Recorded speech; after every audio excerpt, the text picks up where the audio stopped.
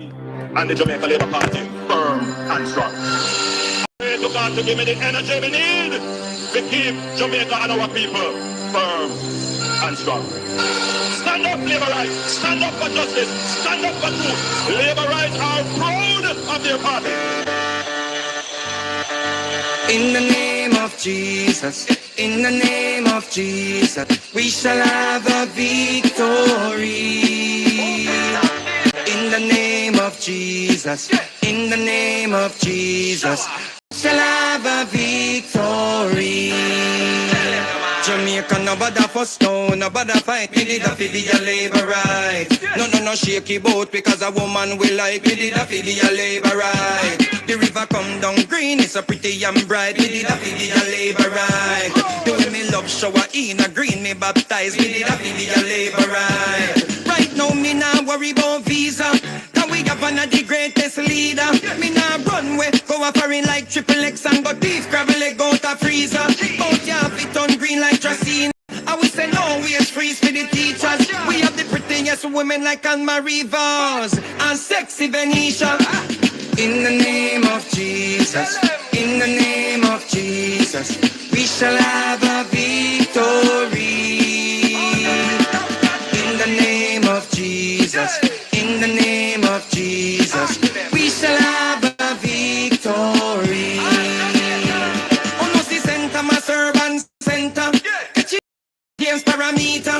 Our doctors did have to use garbage bag. Yo, dance your ball like you no member. No blessings that flow like river. Every bad prayer return to sender. Dr. Cole and Blair teach drop out from when PMP never buy them no denture. In the name of Jesus, in the name of Jesus, we shall have a victory. In the name of Jesus, in the name of Jesus, we shall have a victory.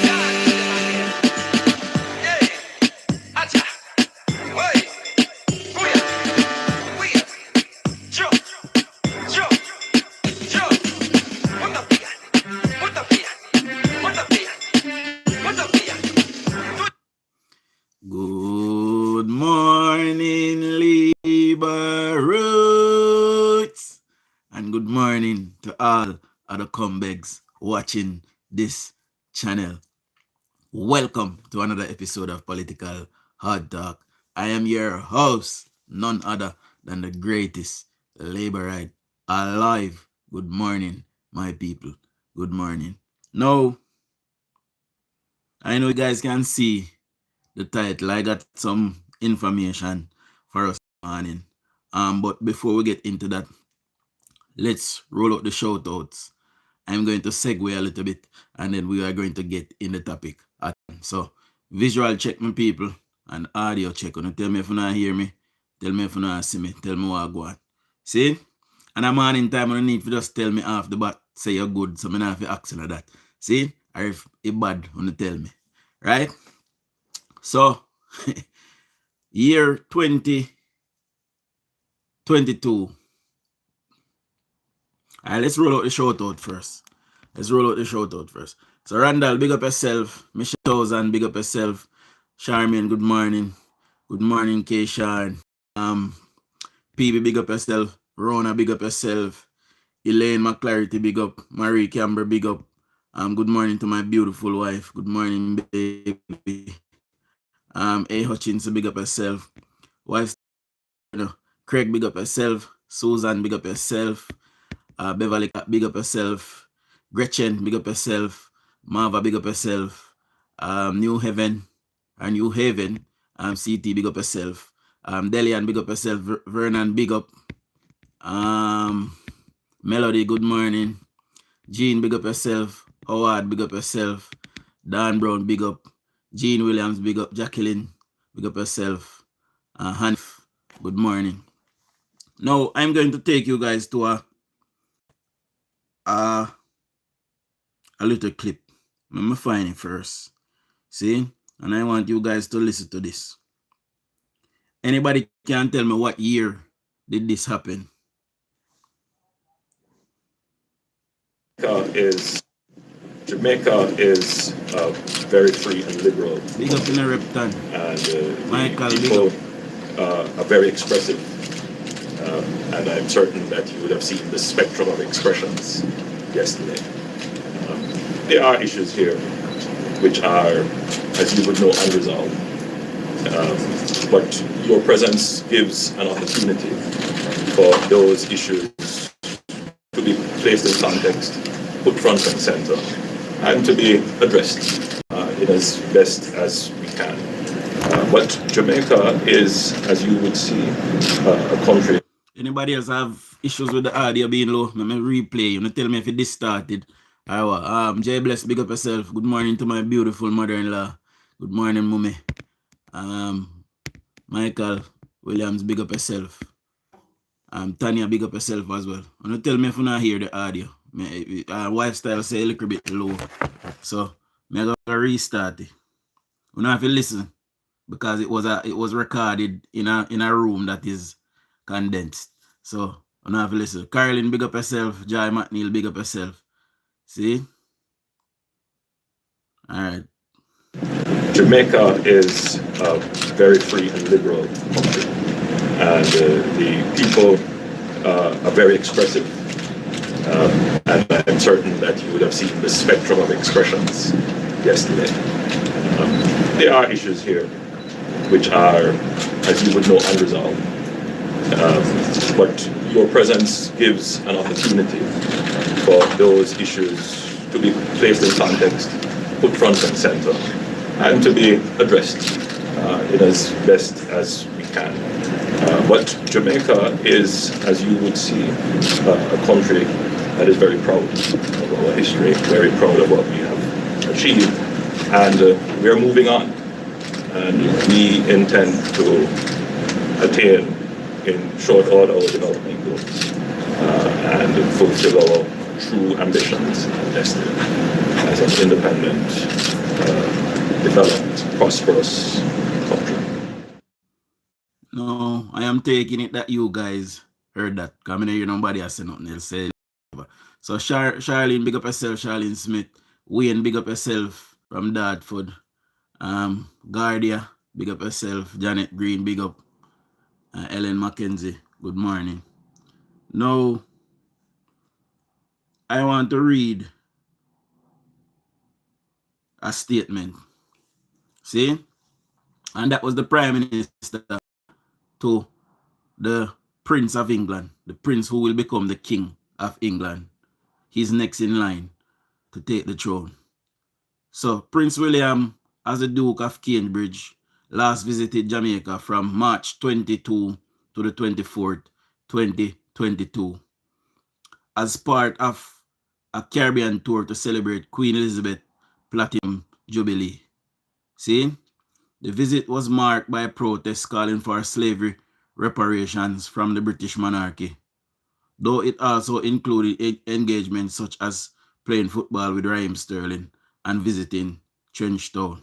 See, and the date of that visit was March 22 to the 24th, 2022. Now, when did Mark Golding stand up in a parliament and say, we will take 1 foot out of the King's Yard, Jamaica? Because when William visited Jamaica, the Queen was still the Queen of England. When the Prime Minister said to the soon-to-be King that Jamaica is looking to move on. So Mark Golding and the PNP is now making it seem as if they are the ones, or Mark Golding is the one who said Jamaica should take 1 foot out of King Yard, and he is the one who is initiating Jamaica leaving the monarchy.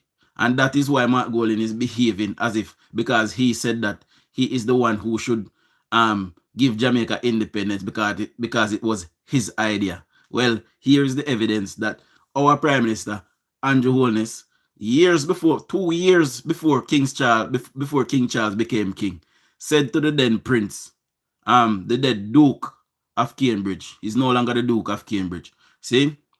Said to the Duke of Cambridge that Jamaica is looking to move on. So we just did want to set the local part I record the straight. So Mark Golding can go and sit down one side.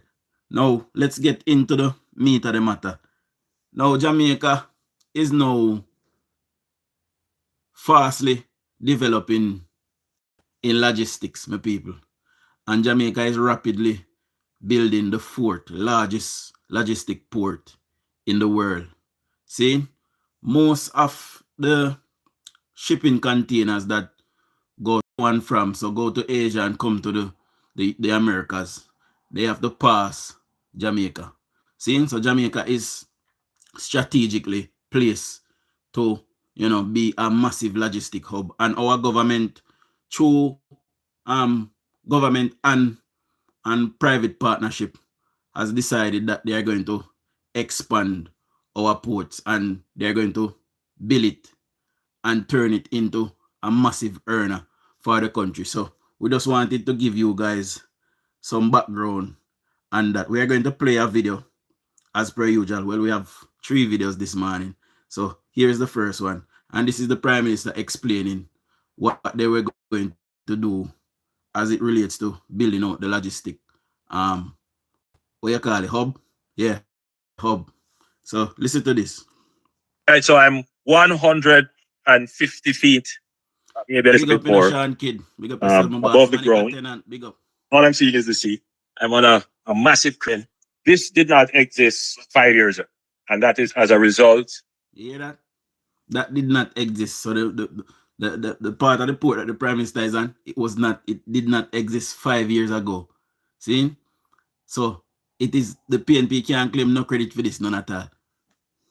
Of strategic decisions taken to enter into a partnership, a concessionaire operation agreement with CMA, and they have invested significantly in ports. The partner on the Jamaican side is the Port Authority, and so CMA and the Port Authority have worked excellently together to bring this massive investment to fruition. If you were able to pan, you would see that the entire quay here in the Gordon Quay is actually filled to capacity. I would gladly claim that tiger, Michelle. Iloni, big up yourself. Bertie, big up yourself. I would gladly claim that tiger, No more room for confidence. The objective is to bring into use other lands that are close to the port, which is not currently utilized. There are 2 plans that we have to expand the land footprint of the port. And the first one, which will be activated now, is the Westlands. So just so that we're located, the Westlands would begin, let's say, from Marcus Garber Drive right up to the Causeway Bridge. Right now, we have 48,000 TEUs in the yard, and we need more space. So the Westlands will provide us is 35 hectares of land that we will improve the grounds in order to be able to bear the weight of full containers and all the operations that will take place. We will pave it.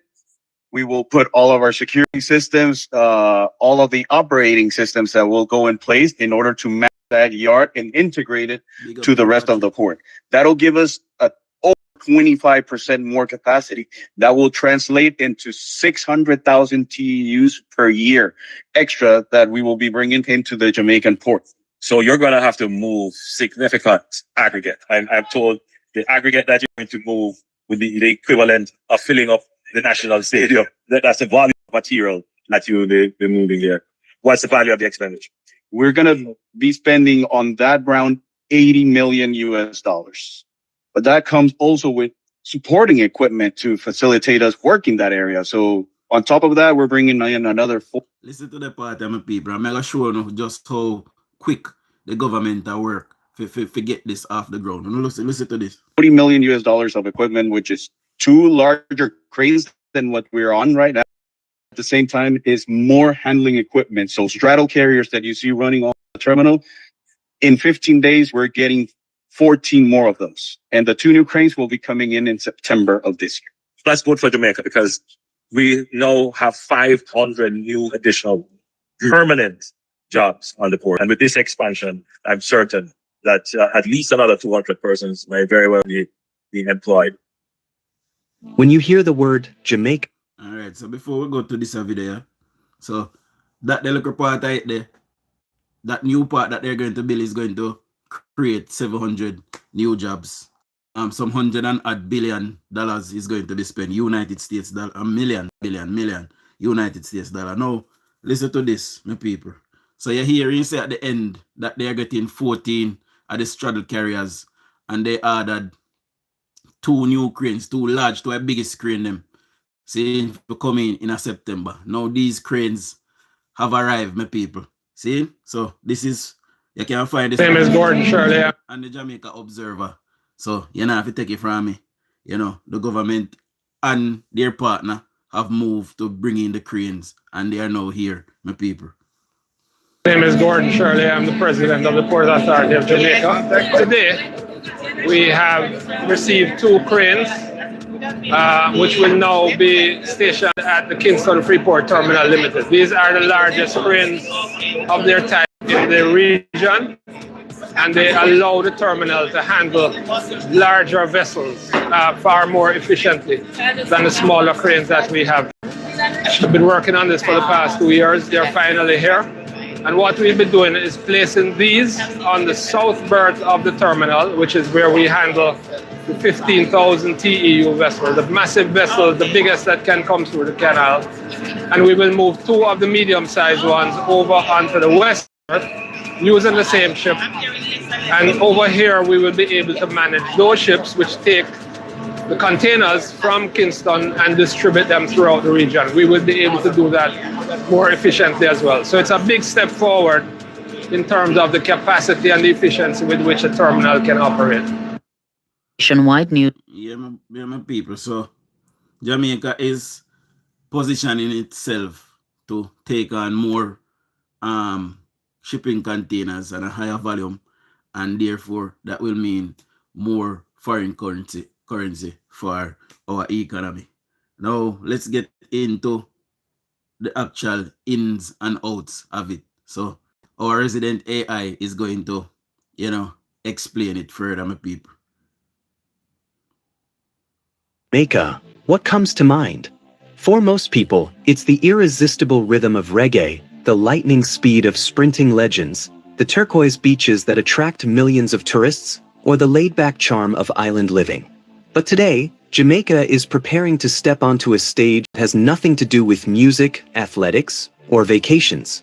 Instead, it's about trade, global trade. Yes, Jamaica is now reaching for a seat at one of the most exclusive tables in the world. The nation has set its sights on becoming the 4th. Well, my country does work, so my country does blossom every day. Look, there's a better news, a greater news every day. Just news, good news after good news. Eh? You remember when pain video in power? Eh? You remember when pain video in power? God bless we forget 1 ounce of good news. Not even tax or read. Even when tax or read, everybody in a one shop I listen. Or then there's somewhere I listen, everybody afraid. What happen? You remember there's something there? Jamaica does a blossom, so and people don't want to see that. I don't know why I can't understand my people. It's weird to me.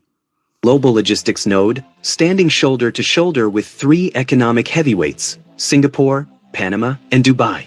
That might sound like a dream too bold for a country of under 3 million people. But cranes are already rising on the skyline, warehouses are being built, and policies are being rewritten. This is not just talk.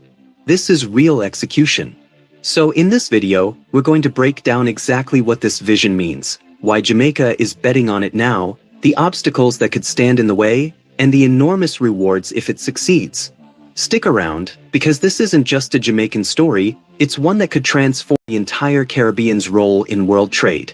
But before we begin, hit that subscribe button.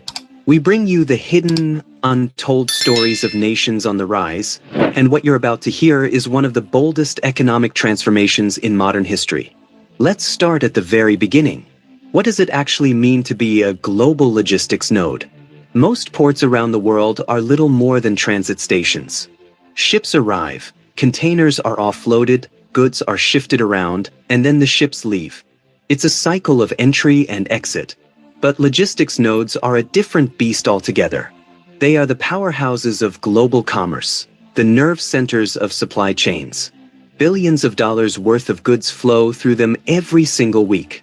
These hubs are where entire trade routes converge, where time and cost are shaved off supply chains, and where efficiency and reliability dictate who wins and who loses in the global economy. Take Singapore. It has no oil reserves, no minerals, no massive farmlands.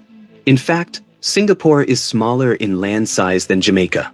Yet through visionary leadership and strategic investments, it turned its geographical location into one of the busiest shipping hubs in the world. Today, over 20% of all global shipping containers pass through Singapore. It doesn't just serve Asia, it connects Europe, the Middle East, and the Americas. Now look at Panama. One canal, just one man-made waterway, changed the destiny of an entire nation. The Panama Canal isn't just a shortcut between the Atlantic and Pacific, it's one of the most valuable arteries in the global economy. Every container that moves through it strengthens Panama's role as a logistics giant. And then there's Dubai. In just a few decades, it transformed itself from desert sands into a hub that connects east and west. Dubai's Jebel Ali port is one of the largest in the world. Dubai International Airport is the busiest for international travelers globally. All of this was the result of deliberate strategy, building infrastructure, creating investor-friendly laws, and positioning itself as indispensable in world trade. None of these countries stumbled into success. They built it step by step. Now Jamaica is saying, we can be next. This is where Jamaica's story gets interesting. This isn't just political rhetoric or some abstract vision buried in a government document. Projects are already being rolled out on the ground. The commercial and warehouse complex is taking shape. It's a $13 million investment that goes beyond being just a warehouse. Once completed, it will include 21 state-of-the-art. This facility is meant to be a magnet for global logistics. So now I hear that though. Well, now what it is, there's some spring tree phone and bite out one on the neck thing. Anyway, we continue to listen. And distribution companies. It's Jamaica's way of saying, we're open for business at a serious scale. But that's just one piece. The centerpiece of Jamaica's plan is the Caymanas Special Economic Zone. Spanning 50 acres, it's Jamaica's first true SZ, a model inspired by global successes like Shenzhen in China or Jafza in Dubai. The idea is straightforward but incredibly powerful. Carve out a zone where global firms can operate with tax incentives, streamlined customs processes, and reduced bureaucracy. If Jamaica secures even one major anchor tenant, a shipping giant, a global manufacturing brand, or a logistics powerhouse, the spillover effect could be transformative. Once one global player sets up shop, others inevitably follow. Alongside this, the Urban Development Corporation, UDC, is preparing an industrial park with 41-acre lots. While this isn't technically an SEZ, businesses that establish themselves there will have the option to seek certification. This creates flexibility, allowing companies to move quickly without being bogged down by regulatory hurdles. Piece by piece, Jamaica is laying a foundation. But what's crucial is that and steel. I just realized I lose signal a while ago, guys. I don't know if I don't hear, if I don't miss out nothing, but my pause, but I just lose signal a while ago. I realize it a connect back. When I hear me, tell me if you not hear me, you know. See? Michelle I say no sound. Me kind of pause it. So. Okay, now hear me now. Some people are say okay though, you know. I don't know why, but I realize I lose signal a while ago. See? So, I will pull up a little bit and then we'll continue. Allowing companies to move quickly without being bogged down by regulatory hurdles. Piece by piece, Jamaica is laying a foundation. But what's crucial is that these are not isolated buildings. They're seeds of an entire ecosystem. Here's the thing. Node is never just about bricks, cranes. Yes, but the real magic lies in building an ecosystem that businesses trust and thrive in. Jamaica seems to understand this. That's why the government has been pushing hard on regulatory reform. In 2023, it introduced omnibus legislation aimed at streamlining business laws. For decades, investors complained about So let me just explain something to you, my people. So the direction that Jamaica is going down, and that Jamaica has already gone down. The trajectory that we are on, Jamaica is poised for massive development. And when we say massive development, over the next 5 years, by the time the next election is called, if anybody at all say that Jamaica is not developing or not developed, they must go blind. Because if you don't think what just gone in the last 5 years is nothing.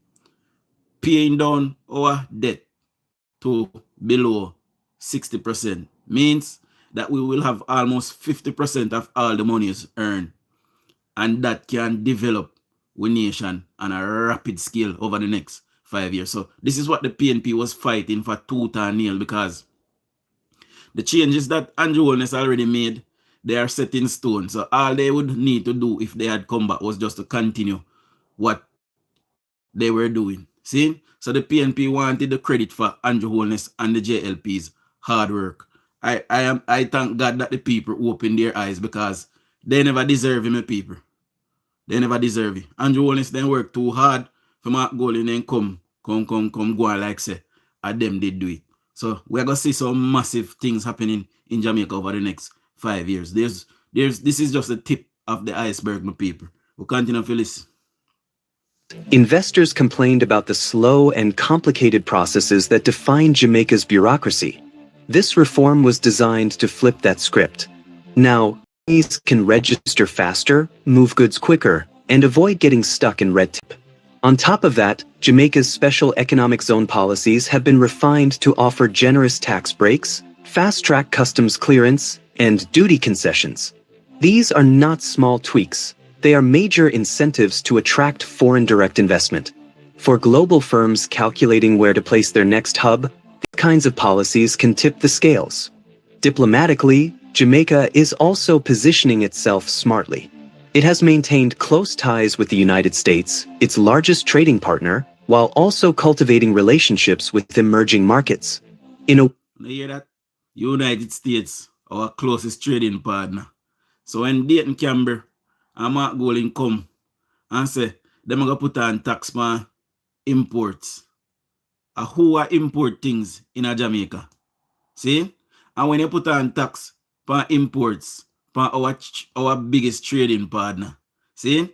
And our biggest trading partner who have one big old Oompa orange Humpty Dumpty baby sitting on the wall in there. I want to think what happened to Jamaica. Somebody tell me. Eh? Boy, me don't know how people can get up and say them support PNP. It's sickening. And the evidence of PNP, they don't know not what them do. Eh? Good morning, Mama Winsome. World where trade wars and geopolitical tensions are forcing companies to reroute supply chains, Jamaica is essentially raising its hand and saying, "We are the shortcut you're looking for." Timing is often the deciding factor in whether bold visions succeed or fail. And right now, Jamaica's timing is nearly perfect. The world is experiencing a supply chain reset.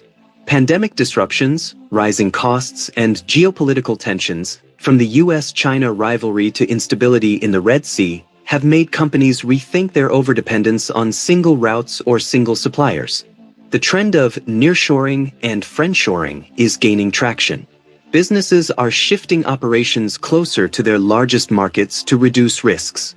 This is where Jamaica shines. The island sits at the geographic crossroads of the Americas. It's only a few hours from the US mainland, close to Latin America, and positioned at the gateway of the Panama Canal. Add in one of the Caribbean's deepest ports, a large... I don't know if Tina T is Tina Times, but if a Tina Times asks, where are the African workers? We don't need them. Africa have less skill than we in Jamaica. So we're going to skill we own people them and upskill few people them for do few job. Africa need to do the same. See? They need to upskill for them people them to do the same in Africa. We can help them. The Chinese are skilled in certain departments and them can help us. So bring the Chinese.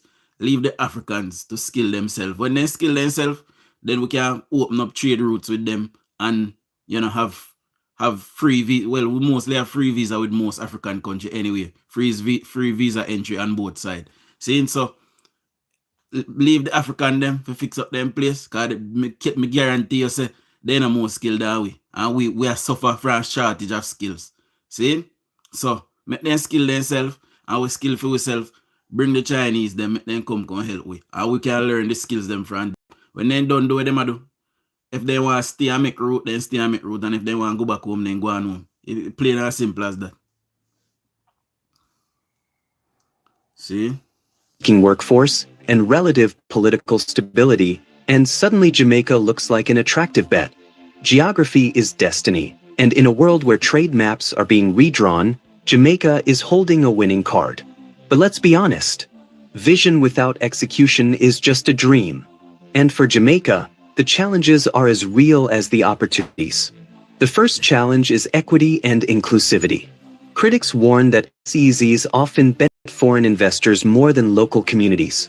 They can create pockets of prosperity where global firms enjoy tax holidays and duty exemptions while ordinary Jamaicans see little benefit beyond low-wage jobs.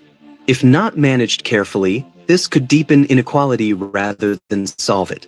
The second challenge is infrastructure readiness. Building warehouses is one. We know under good management, and we know PNP would not have managed it properly. They'd have bring in PNP persons that probably don't have any skills in that area, and managers who do not have any management experience in those areas. That is synonymous with the PNP. The PNP is known for doing stuff like that. Back in the 70s, the PNP, and the 90s, the PNP used to bring in, just take up a man off a road and turn him man in a police. See? And that is why Edward Siaga had to bring in the police college, because PNP used to just go and just take up a man and just bring him in a police and give him a leadership position, him a sergeant, corporal, some kind of things like that. See? So they used to do that. Which statement I disagree with Wayne?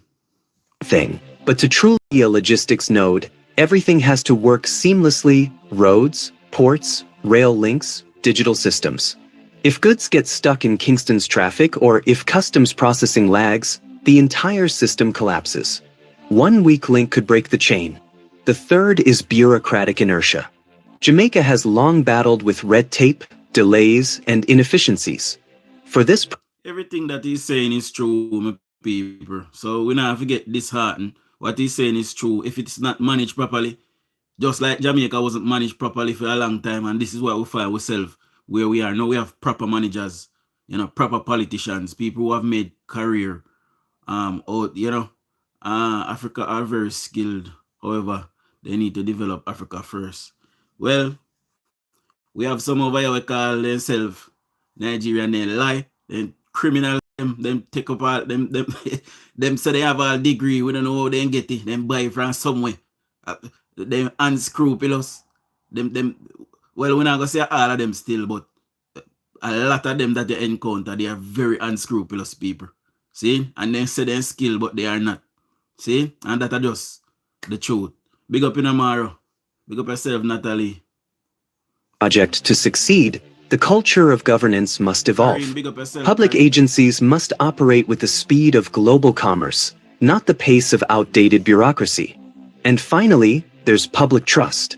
Jamaicans have seen big projects announced before, only for them to stall or collapse.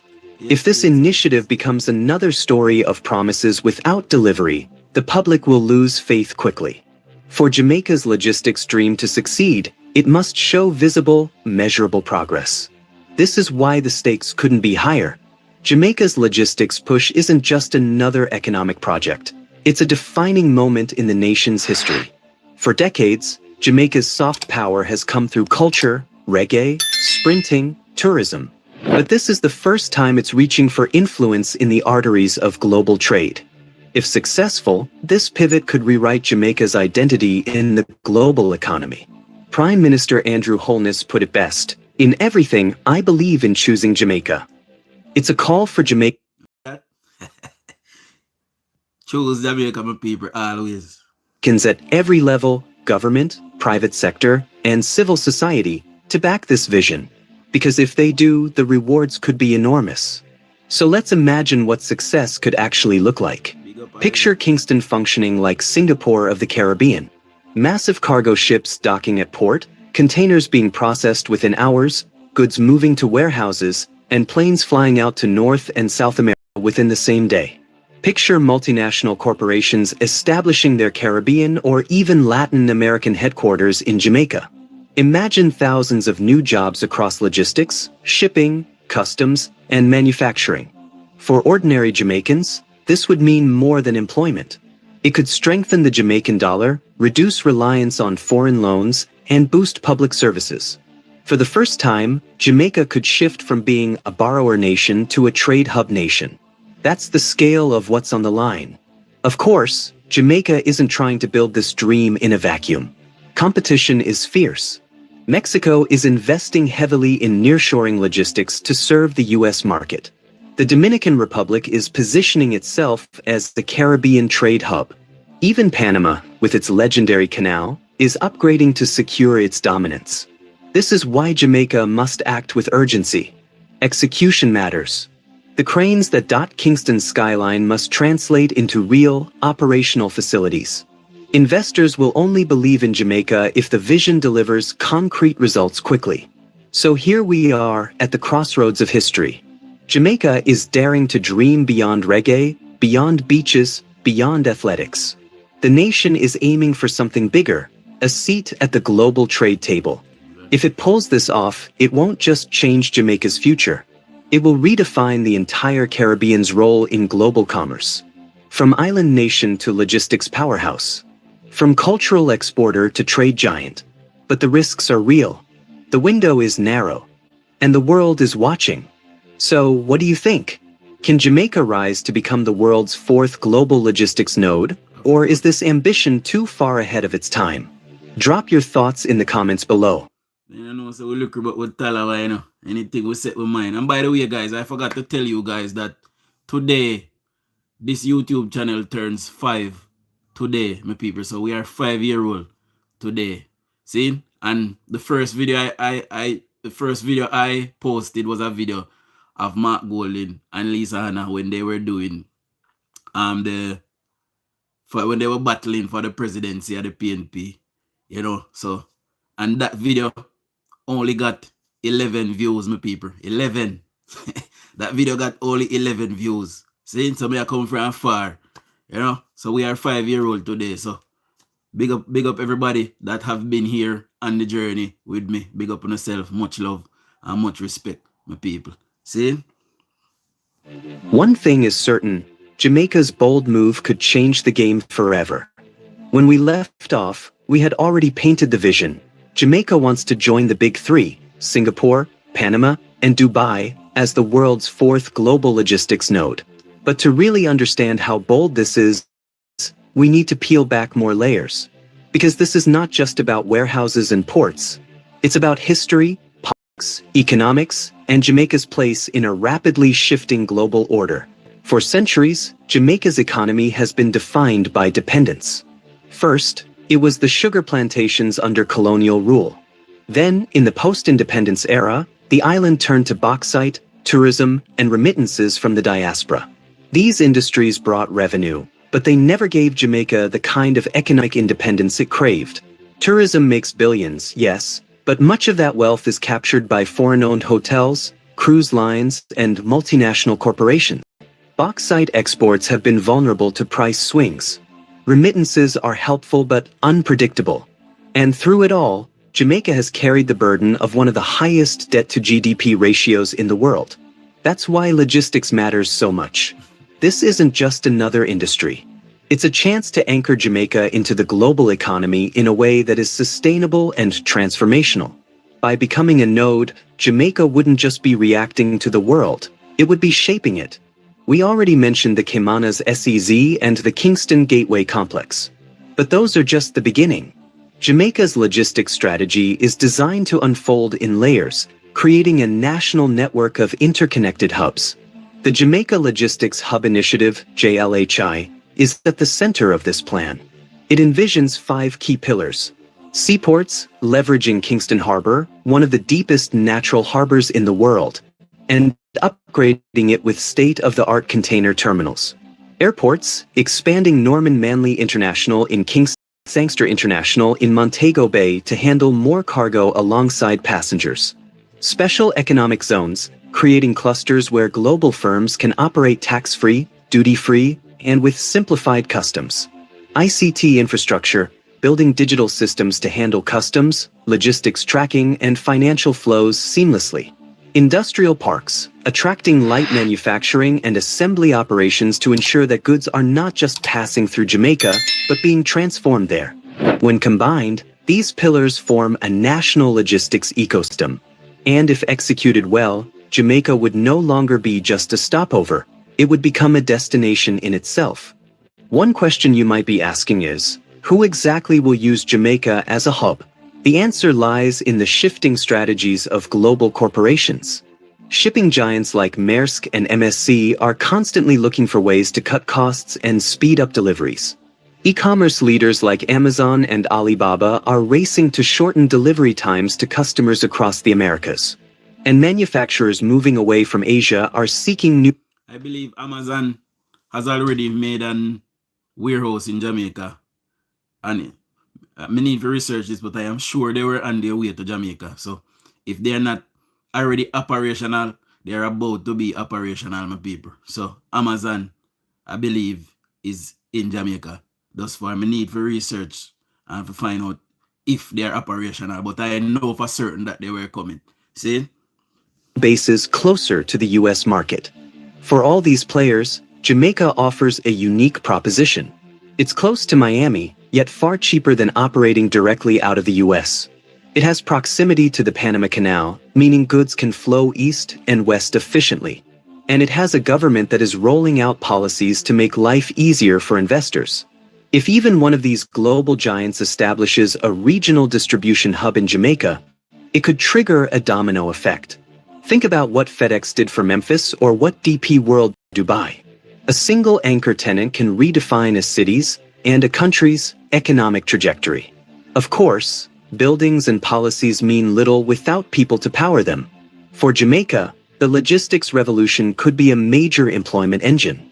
Thousands of jobs could be created in shipping, warehousing, customs, trucking, air cargo, IT systems, and light manufacturing. But here's where Jamaica... Guys, make sure you know watch your ads, you know. See, you know watch your ads them. I try hustle for buy one truck so I can get a logistic market. See? So to watch your ads them, the people. That they tell you. This is a critical challenge, skills. To manage global logistics, need advanced training. Customs officers, systems. Warehouse staff need to handle automated systems. Truck drivers need efficient scheduling technology. Managers must understand global supply chains, not just local delivery. This is why partnerships with universities and technical institutes are vital. Already, institutions like the University of the West Indies and the Caribbean Maritime University are tailoring programs to prepare students for logistics careers. But the demand will be massive, and education will need to scale fast. If Jamaica gets... And this is why I said Anti-Sharon Talk TV in recent lives. I've been saying that Andrew Holness cannot stay long enough to achieve all of these things. So whoever is coming, he's setting out the blueprint and he's making the stepping stool for us to step up on. See? So Andrew Holness is going to be the founder of the brand new Jamaica. Hopefully an independent republic. See? That is where his place will be in history, hopefully. And Mark Golden is actively working to dampen the Prime Minister's legacy. See? It will backfire upon him though. However, I have been saying this. Whoever comes after Andrew Holness must be a visionary as well to continue to build on this blueprint that Andrew Holness have been laying out, you know, over the years, my people. The person that comes next must be a person with a vision as well. So hopefully is another person from the Labour Party that comes next, because we continue to renew ourselves, we continue to, you know, to bring in fresh and to move our party with the times. The PNP is not doing so. The PNP is stuck in the 70s. See? this right, Logistics could create a generation of high-skilled jobs that keep talent at home instead of losing it to migration. But let's slow down for a moment, because while the vision is exciting, there are real risks. First, Jamaica could become overly dependent on foreign investors. If multinational corporations dominate SEZs, profits flow overseas while Jamaica is left with only modest benefits. Second, there's the issue of debt. Infrastructure on this scale requires billions. You never too late when you can go back home now. I would love to see Nigel back. But I believe Nigel is a year older than Andrew, you know. I would love to see him back, nonetheless. And I would love to see him become a Prime Minister of Jamaica. You know? Yes, I would love to see that. Billions of dollars. While Jamaica has made progress in reducing its debt burden, the temptation to borrow heavily could return. If projects stall or investors pull out, Jamaica could find itself saddled with white elephants, expensive facilities with no tenants.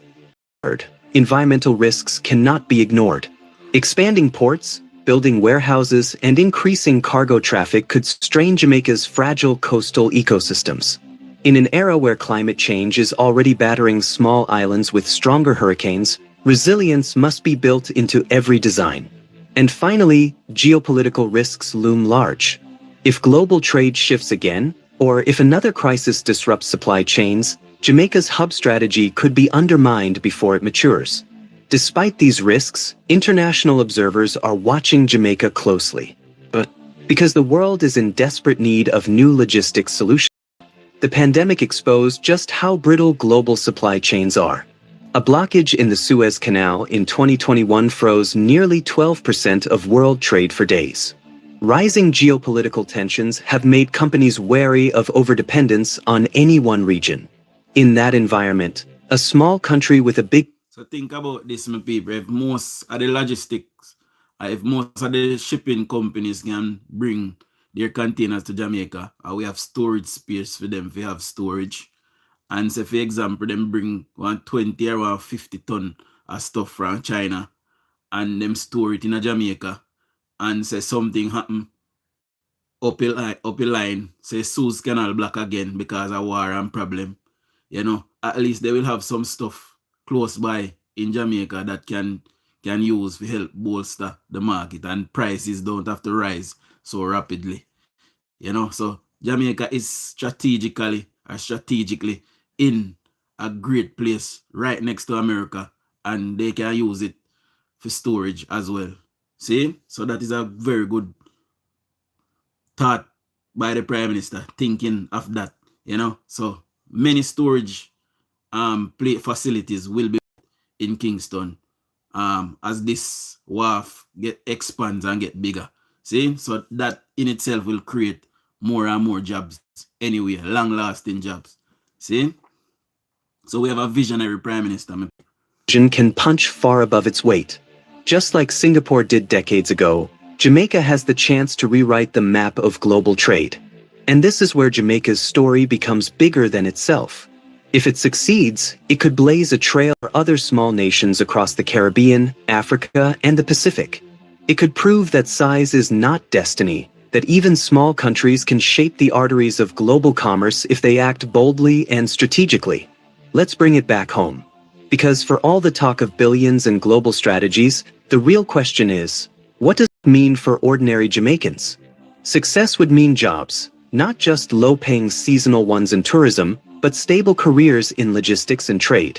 It would mean stronger public services, funded by tax revenues from booming industries.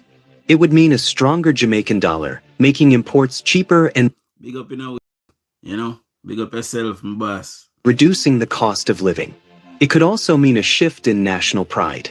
For decades, Jamaica has been admired for culture, music, and athletics. But imagine Jamaicans being equally proud of their nation's role as a global trade hub, proud not just of Bob Marley or Usain Bolt, but of Kingston standing tall as the Caribbean Singapore. But here's the catch. The window of opportunity is narrow. Global, but that won't last forever. Countries like Mexico and the Dominican are racing ahead with their own logistics strategies. Panama is expanding its canal capacity. Once supply chains settle into new patterns, it will be much harder for Jamaica to break in. That means execution must be swift. Announcements and ribbon cuttings won't be enough. Investors must see real progress. Cranes lifting, ships docking, goods moving. Every delay risks Jamaica losing ground to competitors. So here we are at a defining question. Will Jamaica seize this moment? Will it have the political will, the private investment, and the public support to turn this dream into reality? If yes, the rewards are extraordinary. If no, the opportunity may vanish for another nation. In the end, Jamaica's logistics ambition is about more than trade. It's about rewriting the story of a small island that refuses to be defined by its size. If it succeeds, Jamaica won't just be a place of reggae and beaches, it will be a nerve center of world commerce. From cultural exporter to logistics powerhouse. From borrower to builder. But the risks are real, and the margin for error is thin. The cranes are in the sky, the policies are on the books, and the world is watching. The question is simple. Will Jamaica deliver? So, what do you think? Can Jamaica truly rise to the level of Panama and Dubai? Or is this vision too ambitious for a nation of its size? Drop your comments below. I want to hear your take. Of course, we can, and we got the leadership for it.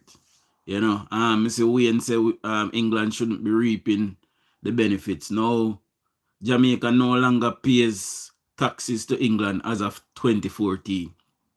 See, and that is what is helping us as well to pay down our debt a bit quicker. So that money that we used to pay to the empire, we no longer pay that money. See, so since about 2012, you know, when David Cameron came to Jamaica and offered to build a prison, the calls for reparation have been loud in England.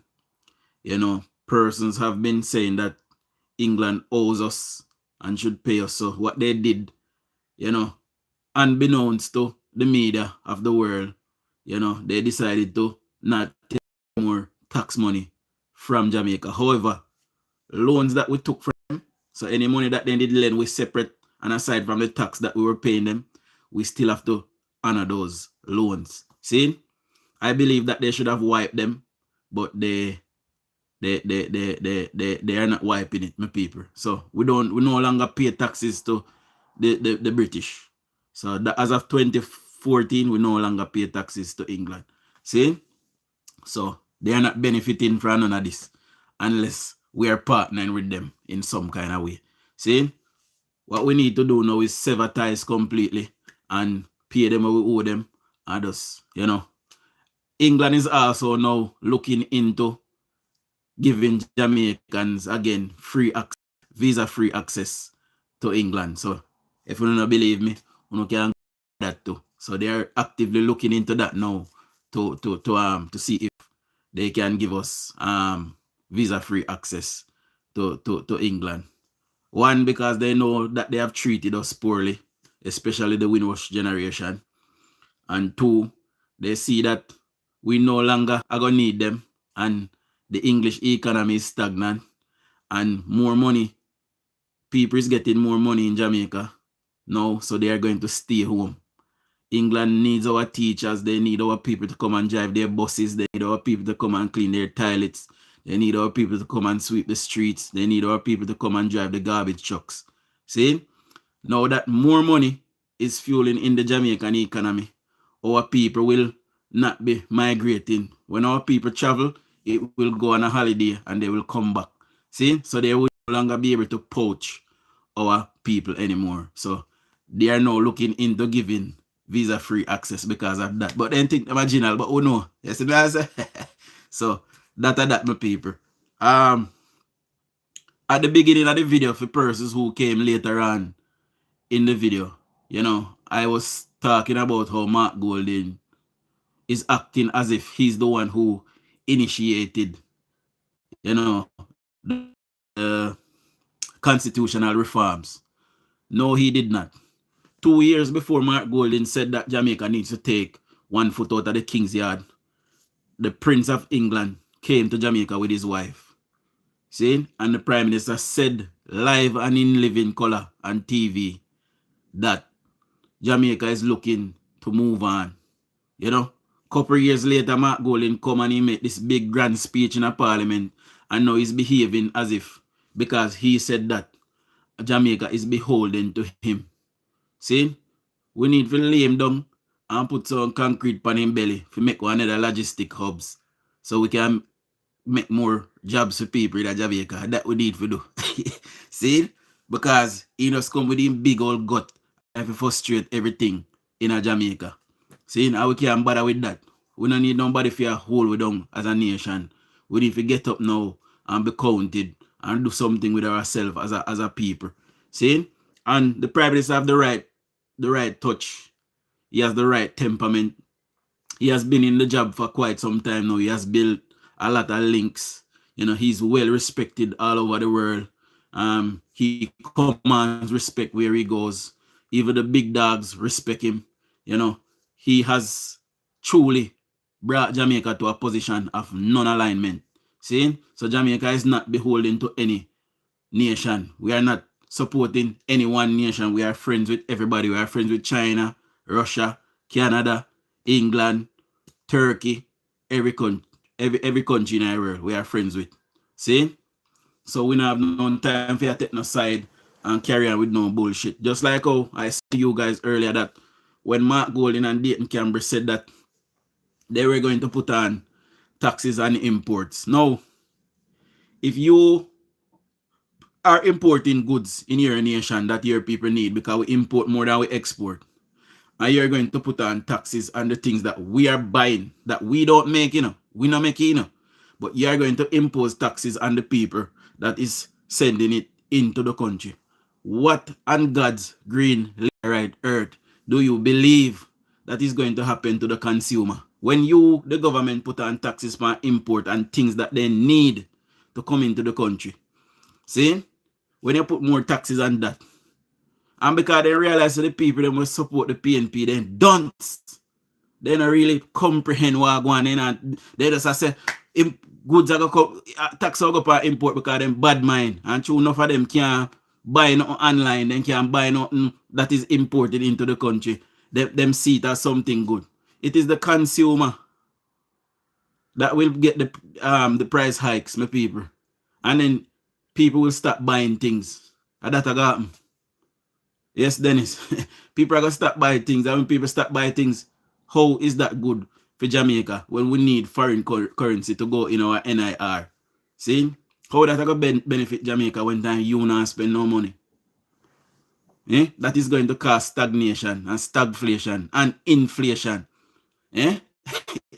The PNP, they have no clue what they are doing, my people. No clue whatsoever. And until they figure it out, we must stay as far away from them as possible. You hear me? I want to know. Everything when I say over years, I'll know nobody no prove me wrong for none of them. You know? All the things that I say over years, I'll know nobody no prove me wrong for none of them. See? So we don't have people who is looking out for the best interest of the people. For example, although Best Just sell chicken back, a lot of the chicken back is imported as well. A lot of the goat meat that we eat is imported. When you put on taxes and imports coming in the country, what do you think is going to happen to the price of chicken back? What do you think is going to happen to the price of the goat that you need for curry? What we hardly did buy back in the day. Now we can't buy anything we want. Eh? These people are stupid. Stupid. They call themselves PNP leadership. They're dumb. See? And all that would have happened is when Trump here to Jamaica put on more taxes for imports, when them have to send it in Jamaica, Trump will fire back and say, all right, goods where Jamaica export in a free country which is import and their side, we're going to put on taxes for and who that going to benefit? Eh? Because the things them where I go from Jamaica to America are mostly food people them will live there buy. And when food people then can't afford to buy over there, guess what? Export in Jamaica crash. Mighty God of Daniel. We're tired, the people. We're tired. Every day I tell them I'm tired and I'm tired. we don't know where we get them a PPR from. We say them a PNP. Where they come from, and no wonder Michael Manley crashed the economy. No wonder PJ crashed the economy. Because I know people them will operate with sense. Or common sense. Mighty God. But anyway, my people, I got to get ready for work. Please, share the live them, my people. If you can't share them, and if you don't miss no part of the live, go back and watch them over. We have factual, actual information going through the lives. Please subscribe if you're here for the first time. Please watch the ads them. See? All right, big up on yourself. 106 persons is here that gave me a thumbs up thus far. Big up on yourself. And I will soon this evening at 6 p.m. Jamaica time. See? Big up on yourself. Shower labor rights.